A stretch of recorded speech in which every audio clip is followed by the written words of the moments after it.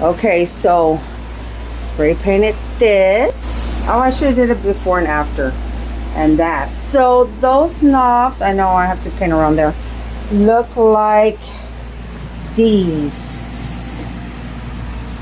So I'm gonna, what I did was I cut out a piece of paper and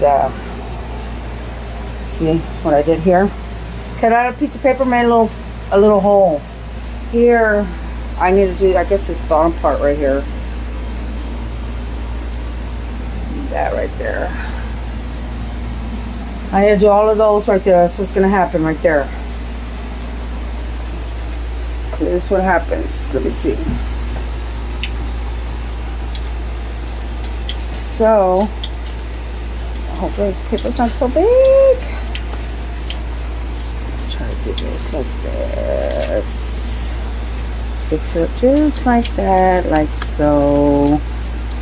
So it ain't got to be, okay, just like that. See? Put a face mask on.